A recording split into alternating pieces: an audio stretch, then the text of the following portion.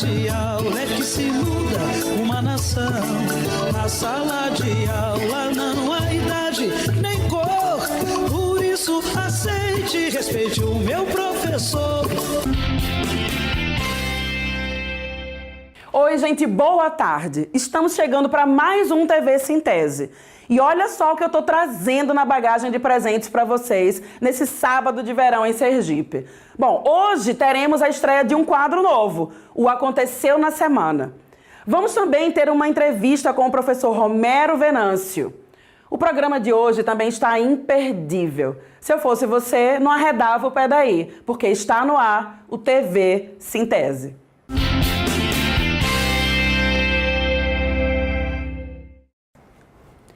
Muito bem, estamos de volta. Hoje nós vamos estrear um quadro novo, o Aconteceu na Semana.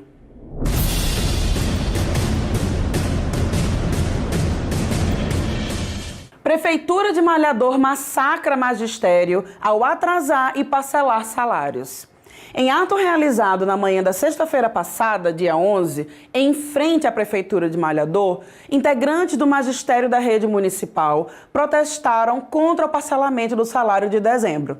Os professores e professoras da cidade de Malhador terminaram o ano de 2018 sem receber o salário de dezembro e só na semana passada foram informados que o pagamento será parcelado. No dia 11 de janeiro, o magistério recebeu 40%. E os outros 60% só serão pagos no dia 30 de janeiro. A justificativa da administração de Elaine Oliveira de Araújo, Elaine de Dedé, é que os recursos do Fundeb, que a prefeitura recebeu em dezembro, não foram suficientes para fazer o pagamento. Como é que é mesmo aquela musiquinha do Erasmo Carlos?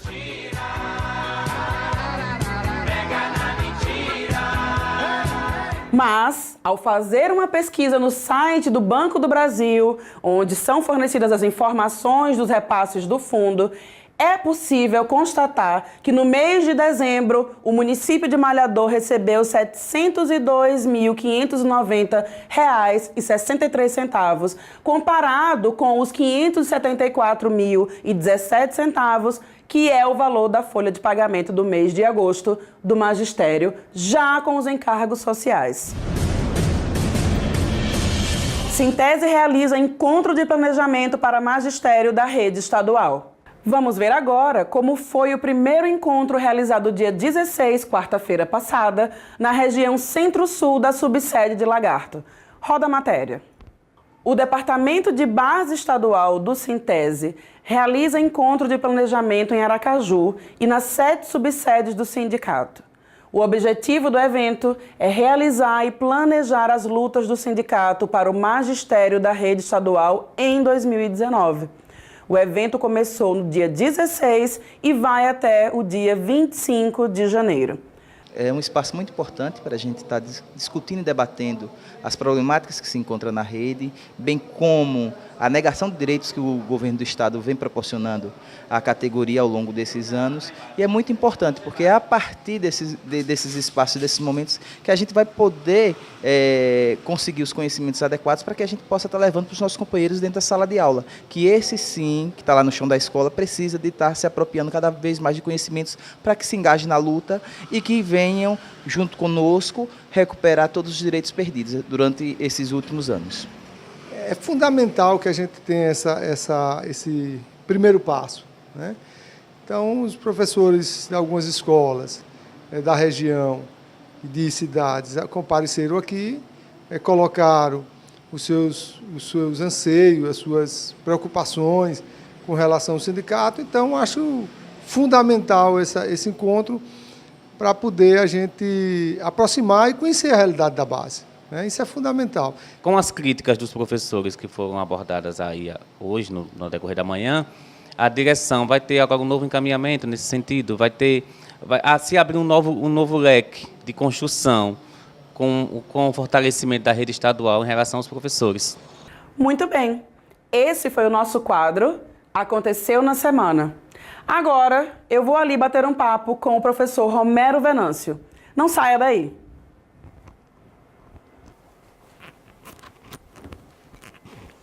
Muito bem, já estamos de volta, agora para bater um papo com o professor Romero Venâncio. Romero, como é conhecido carinhosamente. Ele possui graduação em Filosofia pela Universidade Federal da Paraíba, mestrado em Sociologia também pela Universidade Federal da Paraíba e doutorado interinstitucional em Filosofia pela Universidade Federal de Pernambuco. Atualmente é professor adjunto da Universidade Federal de Sergipe, atuando principalmente nos seguintes temas: filosofia contemporânea, estética, teoria da religião e teoria política latino-americana. Boa tarde, Romero, tudo bem? Boa tarde, Aline, boa tarde a todos que fazem a TV Sintese. É um prazer estar aqui. Igualmente. Romero, eu gostaria de começar o nosso bate-papo tratando de um assunto que parece não ter muita importância, mas, na verdade, traz em si alguns complicadores, né? O Bolsonaro sancionou uma lei que permite a falta escolar por motivo religioso. Para você que não sabe do que se trata ou está chegando agora no nosso programa, eu vou explicar. O presidente Jair Bolsonaro sancionou uma lei que permite alternativas para estudantes que deixam de comparecer às aulas ou provas por motivos religiosos. A determinação não será aplicada em instituições militares. As escolas públicas e as particulares terão um prazo de 2 anos para se adequar a essa medida. A lei, que foi publicada na edição da sexta-feira, 4 do Diário Oficial da União, entra em vigor no prazo de 60 dias. Ela beneficia todas as crenças religiosas. A proposta vale, por exemplo, para fiéis das religiões sabatistas, que guardam o período do pôr do sol da sexta-feira até o do sábado para se dedicar ao contato com o sagrado, como adventistas do sétimo dia e batistas do sétimo dia. Romero, eu comentei que essa lei pode trazer complicadores, né, para as escolas, enfim, para o sistema de educação. O que você acha dessa proposta? Para mim já era um pouco previsível, né, porque um dos pilares do governo Bolsonaro é o fundamentalismo religioso cristão, né, de um modo geral cristão. Então, assim, eu não me surpreendi com ela. Né? Eu me surpreendi com a pressa dela, digamos assim. O governo não tem um mês ainda e já, de certa forma, atende a esses agrupamentos religiosos. Esse é um problema. Agora, eu diria que o problema mais grave é o problema de uma construção que o Brasil vinha fazendo já data de uns 30 anos, que é inclusive muito estudado na ciência da religião, que é o tema da laicidade. Né? Para mim, fere a laicidade. Primeiro, eu acho que não precisava disso. Né? E segundo, fere a laicidade. Digamos, as duras penas, a gente conseguiu constitucionalmente que o Brasil não é um país ateu, mas é um país laico. Não é? Então, por exemplo, e as pessoas que não têm religião? Não é? E outra coisa, como é que isso impacta o currículo, por exemplo? Como é que isso muda, por exemplo, a grade curricular? Porque no nosso caso é o seguinte, você pode dispensar a falta do estudante, você não pode tirar conteúdo. Agora, eu não sei como é que fica o conteúdo. Né? Porque, por exemplo, a pessoa faltou por um motivo religioso de culto, não é? E como é que fica isso? Outra coisa que me preocupa muito é se a lei atinge, digamos assim, todas as religiões de fato, se, por exemplo, esse governo considera, por exemplo, as religiões de matriz africana religiões também. Sim. Porque a visão que Bolsonaro tinha antes de ser presidente da República era uma visão muito preconceituosa das religiões de matriz africana, que, na verdade, nunca incomodaram nenhuma instituição pública desse país. Então, nunca houve problema em universidade ou em escola pública com estudantes que são filhos ou praticantes de religião de matriz africana. Nunca houve. De um modo geral, os problemas que nós tivemos, seja na universidade ou na escola pública, são com os cristãos fundamentalistas, né, que de um modo geral querem impor a sua visão religiosa de mundo a todos e a todas que não são dessa religião. Então esse para nós é o maior problema. Então nesse sentido eu não me surpreendi com essa posição do governo, essa orientação do governo, mas ao mesmo tempo eu achei ela muito apressada, até porque nós temos uma tradição de estudos na área de ciência da religião que eu acho que deveria ter sido levado em consideração. Né? E talvez, se o governo tivesse levado em consideração o que já temos em termos de produção acadêmica, e mesmo fora da academia, em termos de laicidade e religião, não precisasse de nenhuma lei que obrigasse esse tipo de coisa, porque eu não vejo digamos assim, uma necessidade, entendeu? Por isso Sim. que eu acho que é um dos problemas que nós vamos enfrentar. Para nós da universidade, a universidade pública, ela é regida pelo princípio da laicidade, né?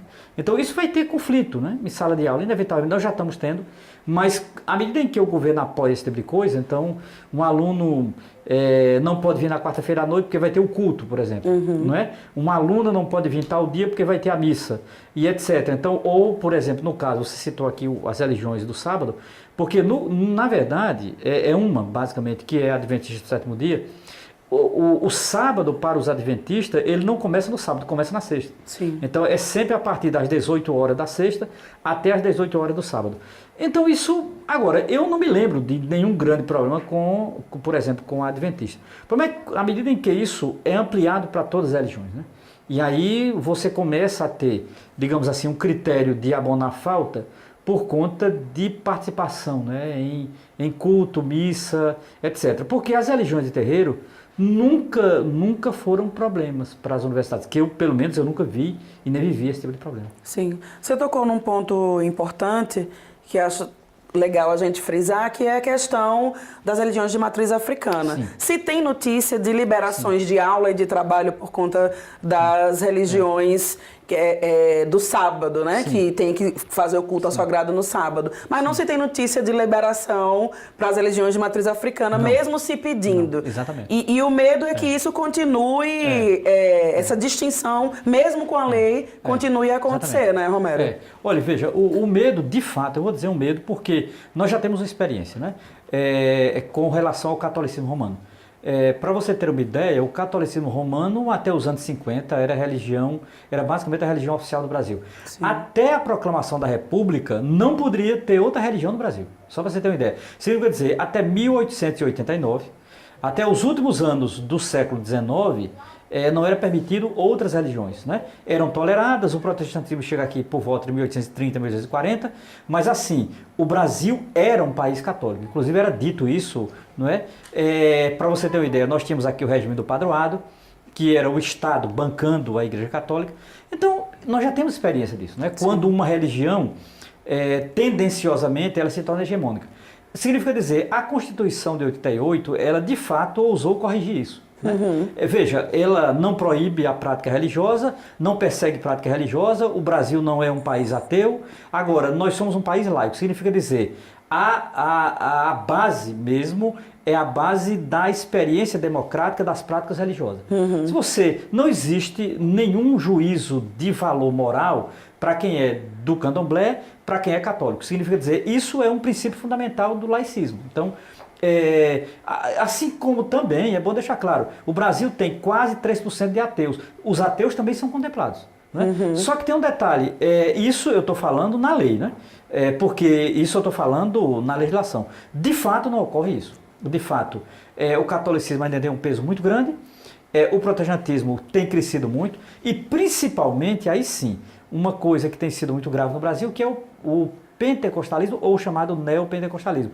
Porque são religiões que têm uma militância muito forte, elas são claramente fundamentalistas, elas são, digamos assim, em vários lugares já criaram conflitos, inclusive conflitos físicos com as religiões de matriz africana.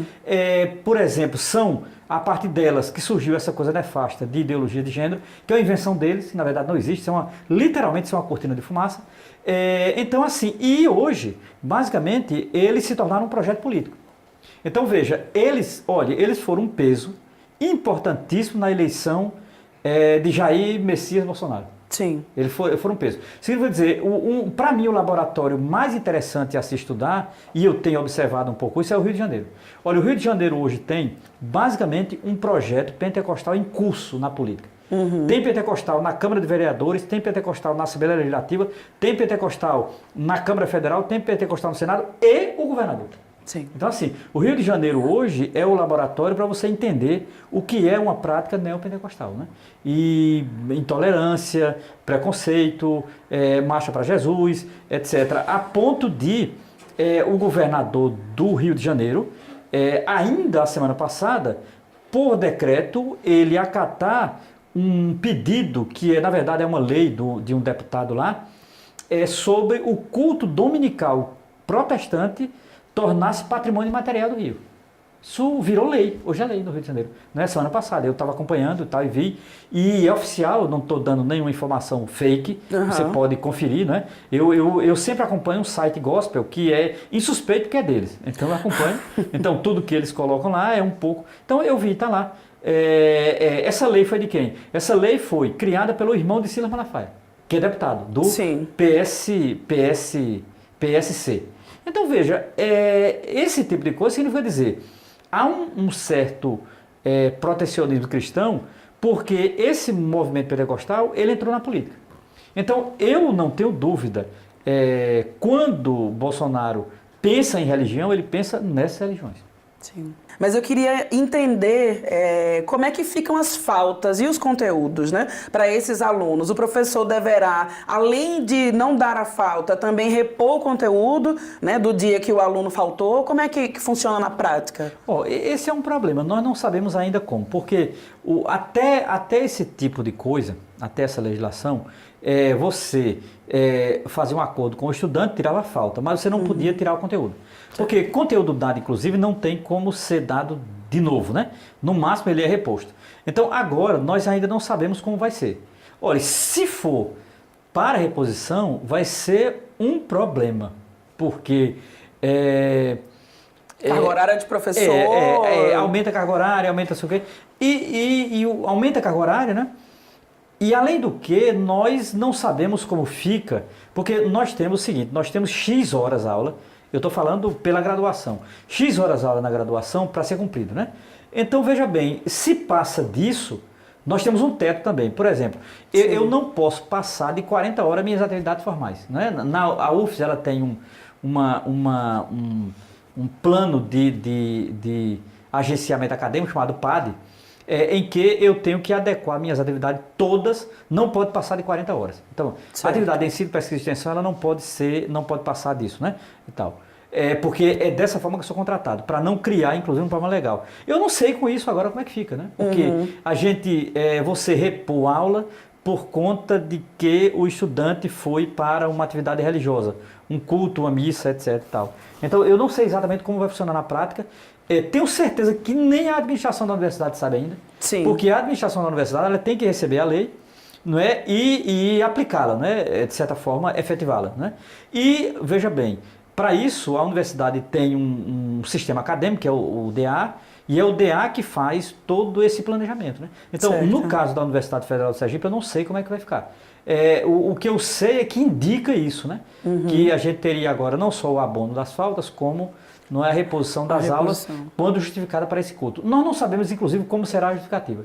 Por exemplo, eu vou só pensar aqui. Vamos lá. Eu vou cobrar do aluno o seguinte, tu foi para uma missa, como é que ele vai me provar? Não é? Vai trazer o quê? Eu vou pedir um ofício do padre. Pedir um ofício do padre. Eu vou pedir, por exemplo, e se eu me pombar, eu vou pedir o ofício do bispo. Porque a autoridade máxima da Igreja Católica é o bispo. Tal. Então, eu vou começar também a criar problema para a lei, se eu quiser. Sim. Não é? Eu vou pedir um ofício do pastor. Eu vou pedir um ofício, não é, da congregação. Eu vou pedir uma descrição. O que eu estou querendo dizer é que essa lei, ela é uma lei desnecessária. Bom, Romero, em 2017, o Ministério da Educação alterou o formato do Exame Nacional do Ensino Médio, o Enem, né, que deixou de ser aplicado em um fim de semana, sábado e domingo ali, sequencial, para ser aplicado em 2 domingos consecutivos. Um dos motivos para a mudança foi a situação dos alunos sabatistas que tinham que aguardar até às 19 horas em sala para poder iniciar a prova de sábado, né, sem ferir seus preceitos religiosos.